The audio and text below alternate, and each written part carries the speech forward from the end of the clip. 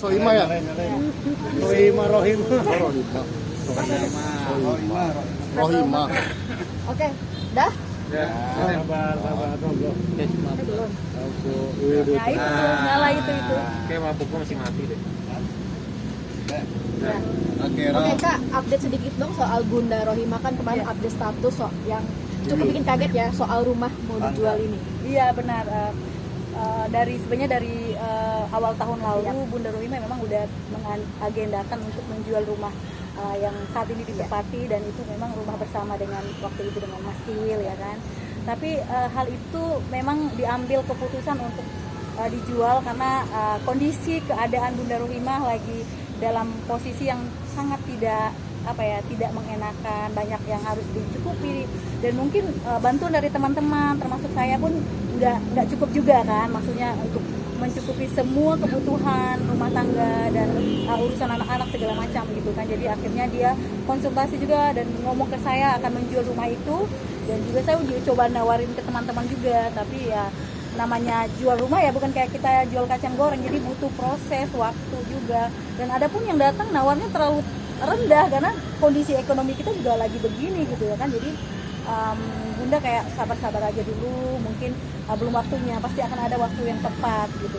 Untuk sejauh ini bertahan ya udah Bunda kayak ya coba untuk kayak saya kasih bisnis juga kecil-kecilan, jual-jual apa, atau saya kadang ikut membantu entah dari pendidikan anak-anak juga. Dan kebetulan juga si abang kan kerja di tempat saya di tambang di Kalimantan, jadi ya setidaknya dengan itu Bunda ada dukungan dari teman-teman, dari saudara, bukan hanya saya tapi banyak teman-teman juga yang masih support, yang masih mendukung Bunda gitu. Tapi memang nggak mudah jadi Bunda saat ini karena ya sangat memprihatinkan gitu. Apalagi dia habis operasi juga kemarin kan, operasi kaki dia yang patah, terus dioperasi di Turki, ternyata dipaksain jalan waktu dia pulang ke Indonesia yang kami jemput itu. Akhirnya kakinya pernya patah lagi dua atau tiga ya, patah lagi gitu. Dia akhirnya harus melakukan operasi ulang gitu. Dengan kondisi seperti ini akhirnya memang tidak mendapatkan nafkah dari, karena kan anak-anak juga kan masih sekolah ya. Ya itu sih yang selalu Bunda curhatin ke saya ya. Bunda tuh bukan kayak nagih-nagih apa gitu, tapi kan itu kan kebutuhan yang harus dipenuhi. Orang aja hidup butuh makan, butuh ini akomodasi segala macam gitu.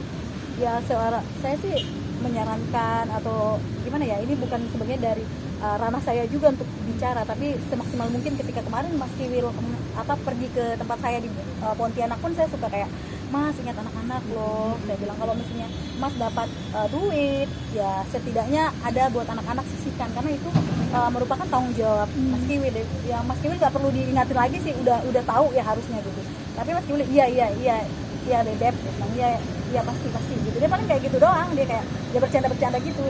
Terus Teh Penti juga sebenarnya kalau misalnya dulu ya ada duit biasanya dia alokasikan buat anak-anak, tapi nggak tahu juga mungkin karena pendapatan mereka atau hasil Mas Kiwilnya jobnya kurang gitu kan, kita nggak tahu juga kan sekarang ya. Mungkin itu juga yang menyebabkan tersendatnya biaya ini tadi gitu untuk anak-anak gitu. Tapi apapun itu harusnya saling berusaha aja lah, namanya anak-anak kan kebutuhan itu nggak bisa nunggu loh, nggak bisa ditunda-tunda. Orang makan nggak makan ya bisa mati nggak makan gitu kan. Tapi kan mungkin berharap sama orang aja terus, uluran tangan terus sampai kapan gitu kan. Harusnya dipikirkan itu, kasihan Bundanya sih. Saya kayak sangat prihatin sama Bunda, udah lagi sakit, harus ngebatin terus, ngerti kan, ngebatin, harus kayak kalau curhat tuh udah kita tuh kayak udah sedih aja. Berarti gitu. dari lama kapan curhat perihal ini menjual rumah? Dari awal tahun lalu, sebelum dia berangkat ke Turki aja dia udah kayak, kalau misalnya ini nih gue mau jual rumah Eva gitu, nanti uangnya sebagian mau beli rumah baru yang kecil, yang agak kecil kayak BTN gitu, sebagian mau buat usaha kayak gitu.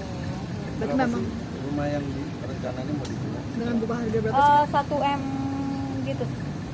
1M. Tapi memang belum ada yang cocok ya? Belum ada yang cocok, ada yang nawar kayak murah banget cuma berapa ratus juta gitu. Jadi kan sedangkan rumah itu ditaksir lebih dari itu gitu maksudnya.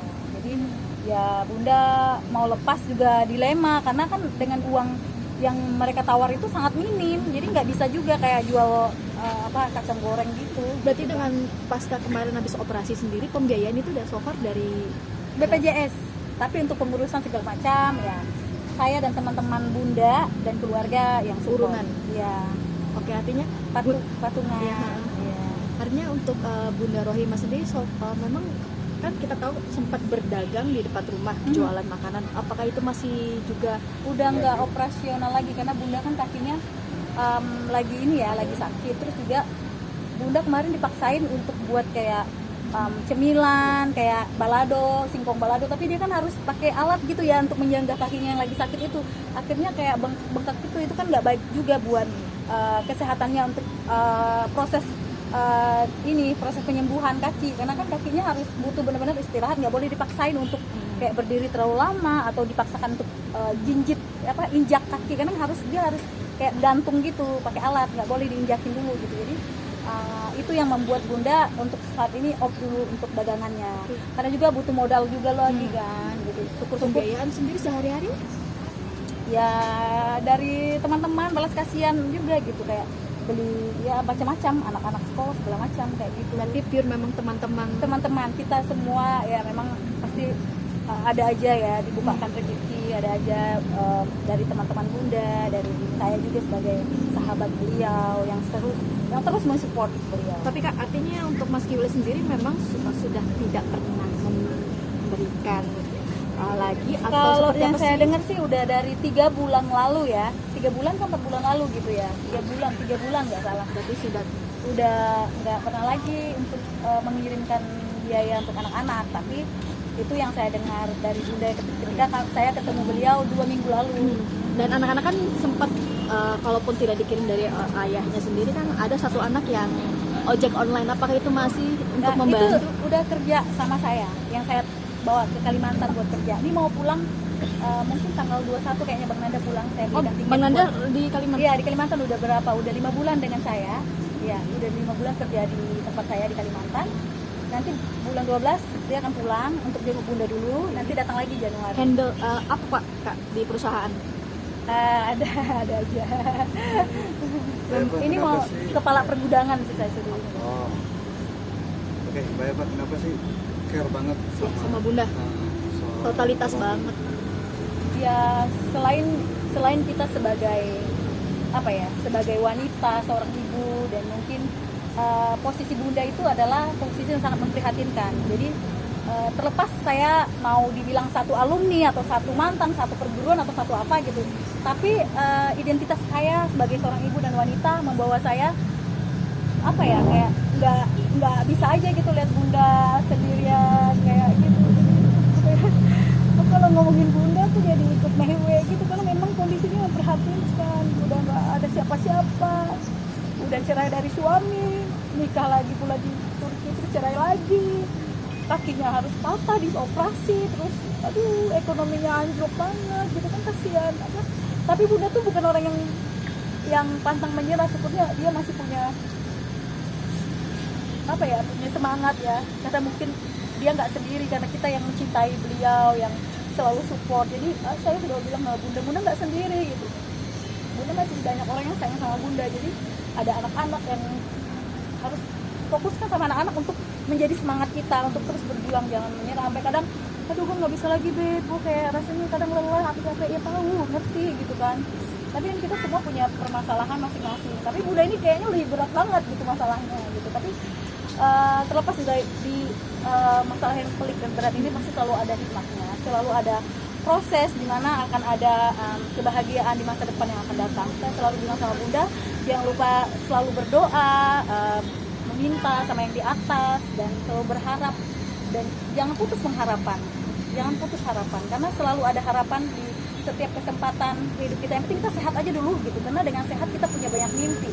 Kenapa kita banyak mimpi?